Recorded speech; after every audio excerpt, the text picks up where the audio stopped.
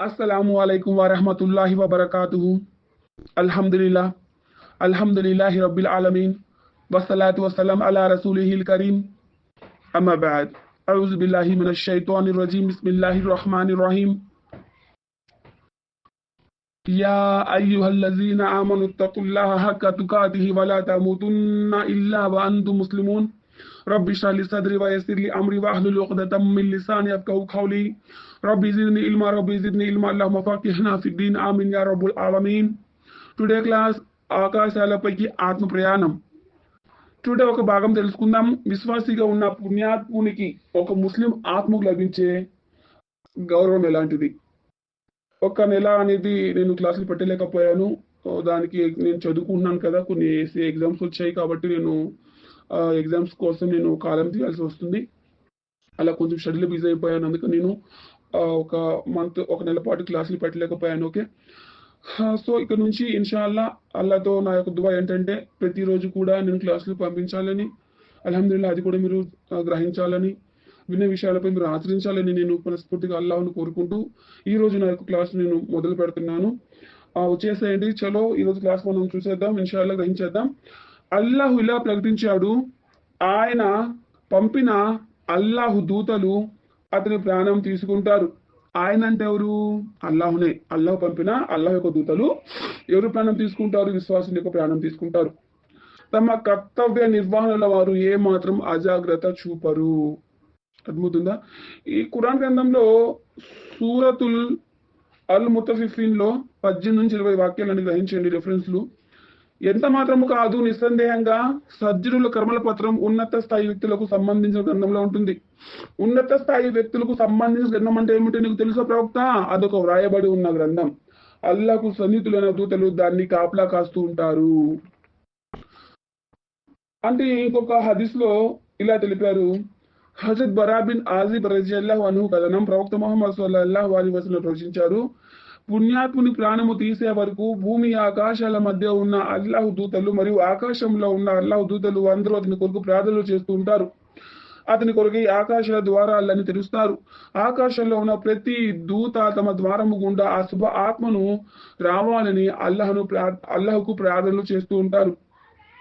అల్లాహు దూతలు ఆ ఆత్మను తమ చేతిలో తీసుకున్న తర్వాత రెప్పపాటుకై కూడా ఆలస్యం చేయకుండా దాన్ని సుగంధ వస్త్రంలో చుట్టుకొని తీసుకువెళ్తారు. అంటే ఇక్కడ ఏం చెప్తున్నారంటే, విశ్వాసుడైన దాసునికి ప్రపంచం నుండి అతని యొక్క జీవితం తెగిపోయి పరలోకానికి పోయేటప్పుడు అతని వద్దకు అల్లాహు నుండి అల్లాహు దూతలు దిగి వస్తారనమాట. వారి యొక్క ముఖాలు ఎలా ఉంటాయంటే తెల్లగా సూర్యకాంతిగా మెరుస్తూ ఉంటాయి. ఎవరి ముఖాలు? ఆ యొక్క దైవదూతల మొహాలు అన్నమాట. అర్థమవుతుందా? అయితే అల్లాహ్ దూతలు వచ్చి కూర్చుంటారు కదా, ఎవరు? మలకల్ మౌత్, ప్రాణం తీసే దూతలు. అయితే వాళ్ళకి చెప్పడం జరుగుతుంది, ఓ పరిశుద్ధమైన ఆత్మ, ఓ పరిశుద్ధమైన మనసా, ఓ తృప్తి చెందిన మనసా, అల్లాహ్ నుండి క్షమాపణ పొందుటకై, అతని ప్రేమను పొందుటకై పద అని అంటడం జరుగుతుంది. అంటే ఆ యొక్క విశ్వాసతో ఆ యొక్క మలకల్ మౌత్ చెప్పడం జరుగుతుంది అనమాట. ఆ తర్వాత ప్రవక్త ముహమ్మద్ సల్లల్లాహు అలైహి వసల్లం తెలిపారు, అప్పుడు మనిషి ప్రాణము కుజ అంటే సురాయి మూతి నుండి నీరు ఎంత తెలివిగా బయటకు వస్తుందో అంత తెలివిగా అతని ప్రాణం తీసుకోబడును. అంటే ప్రాణాలు పోయేటప్పుడు ఒక విశ్వాసికి చాలా తేలికగా ప్రాణాలు తీయడం జరుగుతుంది. అంటే అంత ఎక్కువ బాధ అనేది ఉండదన్నమాట.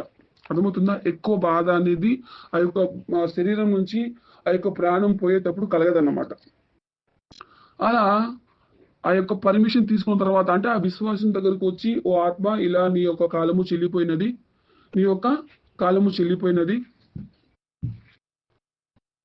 పద, ఇక నువ్వు నీ యొక్క పరలోకానికి నీకు ప్రయాణాన్ని సిద్ధం కానివ్వు అని చెప్పడం జరుగుతుంది అనమాట. అలా చెప్పేసిన తర్వాత ఆ యొక్క ఆత్మను చాలా తేలికగా తీసుకోవడం జరుగుతుంది అనమాట. అలా తేలికగా తీసుకున్న తర్వాత ఏం చేస్తారు? ఆ యొక్క ఆత్మను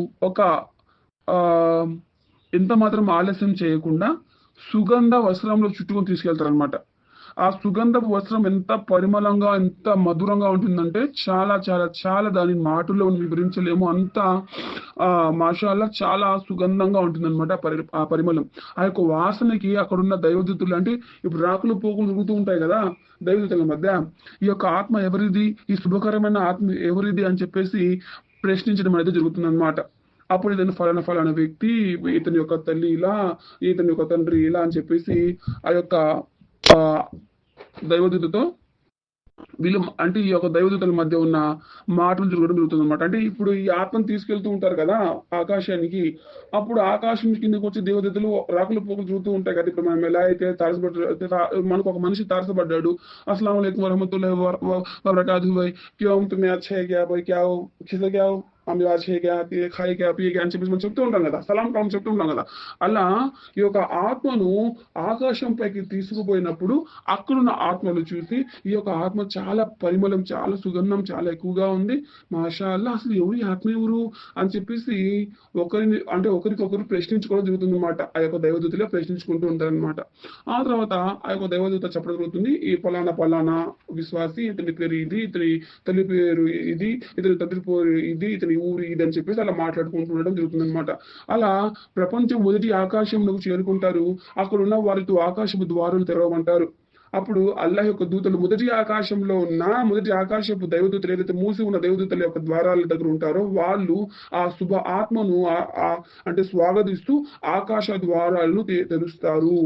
అలా శుభ ఆత్మను 7 ఆకాశాలకు తీసుకెళ్తారు అనమాట. మొదటి ఆకాశం, ఆ తర్వాత 2వ ఆకాశం, ఆ తర్వాత 3, 4, 5, 6, 7 అలా 7 ఆకాశాలకు తీసుకువెళ్ళిన తర్వాత చివరకు అల్లాహ్ సన్నిధిలో ప్రవేశపెడతారు.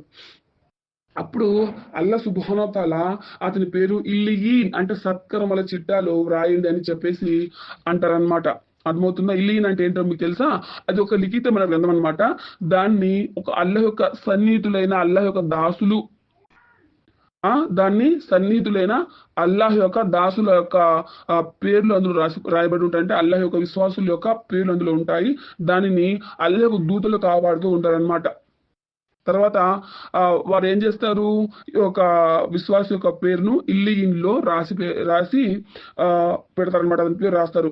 ఆ తర్వాత అల్లాహ్ సుబ్హానహు వ తఆలా ఇలా పంపిస్తారు, అంటే ఇలా చెప్తారనమాట ఆ దేవదూతలతోటి, నేను అతన్ని ఒక మట్టి నుంచి భూమి నుండి పుట్టించాను, తిరిగి అక్కడికి పంపిస్తాను, మరొకసారి అతన్ని ప్రళయ దినాన్ని మళ్ళీ బ్రతికించి వెనక్కి తీస్తాను, అప్పటి వరకు అతను యొక్క సమాధులు విశ్రాంతి తీసుకుంటారు, పంపించేసేయండి అతని యొక్క ఆత్మను అని చెప్పడం జరుగుతున్నప్పుడు ఆ యొక్క ఆత్మను ఆ యొక్క సమాధిలోకి ప్రవేశపెట్టడం జరుగుతుంది. ఆలయ బర్జక్ దశ అంటారు దాన్ని. ఆలమే బర్జక్ దశలో ఉంటాడు. ప్రళయం వరకు అతను ఆలమే బర్జక్ దశలో ఉంటారు అనమాట.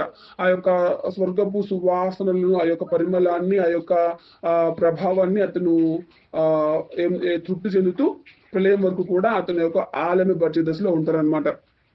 అర్థమవుతుందా? ఆ తర్వాత వారు ఏం చేస్తారంటే అలాగే అల్లాహ్ యొక్క ఆజ్ఞను దైవదూతలు పాటిస్తారు. అలాగే అతని యొక్క ఆత్మను ఆ యొక్క సమాధిలోకి ప్రవేశపెట్టడం అనేది జరుగుతుంది అనమాట. అంటే ఆ యొక్క శరీరంలోకి ప్రవేశపెట్టడం జరుగుతుంది అనమాట. అర్థమవుతుందా? అది విషయం. అయితే టుడే అంటే అతని యొక్క ఆత్మకు లభించే ఒక విశ్వాస యొక్క ఆత్మకు లభించే ఒక గౌరవాన్ని మనం చూసాం కదా. అలాగే అవిశ్వాసకి ఎటువంటి అవమానం లభిస్తుందో, అతని యొక్క మరణం ఎలా ఉంటుందో ఇన్షాల్లా మనం రేపటి క్లాసులో గ్రహిద్దాం. ఒక 10 నిమిషాల క్లాస్ చాలని చెప్పేసి మనం అనుకున్నాం కదా, కాబట్టి ఎక్కువ కూడా నేను క్లాస్ పెట్టను. ఒకవేళ దయచేసి ఈ క్లాస్ని మీరు అందరూ గ్రహించాలి. ఇందులో మనకు తెలిసిన విషయాలు ఏమిటంటే, సజ్జనుల ఆత్మ అనేది శరీరం నుంచి విడిపోతున్నప్పుడు అంత భయానకంగా, అంత తీవ్రమైన నొప్పితో అయితే ఉండడు. ఇంకో విషయం ఏమిటంటే, అతనికి చాలా సగర్వంగా అతని యొక్క ఆత్మను తీయడం జరుగుతుంది అనమాట దైవప్రవక్తలు, అంటే దైవదూతలు. ఓకేనా? ఆ తర్వాత ఆత్మను తీసుకున్న తర్వాత 7 ఆకాశాల వరకు యొక్క అతని యొక్క ప్రయాణం ఉంటుంది, ఆత్మ ప్రయాణం. ఆ యొక్క 7 ఆకాశాల పైకి ఉన్న అల్లాహ్ సుబ్హానహు వ తఆలా దగ్గరికి చేర్చిన తర్వాత అల్లాహ్ తన పేరు ఇల్లియుల్ అనేది స్థిరపరిచి అక్కడ రాసి పెట్టి మళ్ళీ ఆ యొక్క ఆత్మను తిరిగి సమాధిలోకి పంపించడం జరుగుతుంది అనమాట. ఓకేనా? ఆ యొక్క ప్రళయం వరకు అతను ఆ యొక్క స్వర్గపు పరిమళాలను, స్వర్గపు భావాన్ని అతను ఆలయ బర్జక్ దశలో స్వీకరిస్తూ ఆ యొక్క అనుభవిస్తూ అల్హమ్దులిల్లా అలానే బర్జక్ దశలో కొనసాగుతూ ఉంటుంది ప్రళయం వరకును. ఈ రోజు క్లాస్ అయితే ఈ రోజు వరకు చాలు.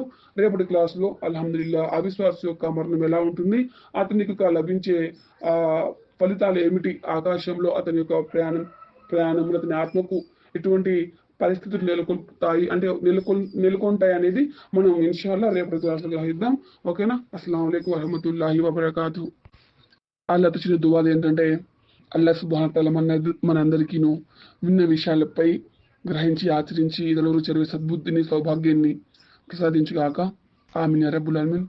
అల్లాహ్ సుబ్హానహు తఆలా యొక్క సేవను స్వీకరించుగాక. ఆమీన్ యా రబ్బుల్ ఆలమీన్. అల్లాహ్ సుబ్హానహు తఆలా నా పాపాలను మరియు మీ పాపాలను క్షమించుగాక. ఆమీన్ యా రబ్బుల్ ఆలమీన్. మనందరికీ అల్లాహ్ సుబ్హానహు తఆలా జన్నతుల్ ఫిర్దౌస్ వర్గవర్ణాలను ప్రసాదించుగాక. నరకం అనే అగ్ని కాదు కదా, నరకం యొక్క ధుమ అంటే ఆ యొక్క పొగ కూడా మనల్ని తాకకుండా అల్లాహ్ సుబ్హానహు తఆలా మనల్ని కాపాడుగాక. ఆమీన్ యా రబ్బుల్ ఆలమీన్. అల్హమ్దులిల్లాహి రబ్బిల్ ఆలమీన్. సుబ్హాన రబ్బిక ఇజ్జతి అమ్మా యసిఫూన్ వ సలామున్ అలల్ ముర్సలీన్ వల్హమ్దులిల్లాహి రబ్బిల్ ఆలమీన్. సుబ్హానల్లాహి వ బిహమ్దిహి సుబ్హానక అల్లాహుమ్మ వ బిహమ్దిక అష్హదు అల్లా ఇలాహ ఇల్లా అంత అస్తగ్ఫిరుక వ అతూబు ఇలైక్. అస్సలాము అలైకుం వరహమతుల్లాహి వబరకాతుహు. జజాకల్లాహ్.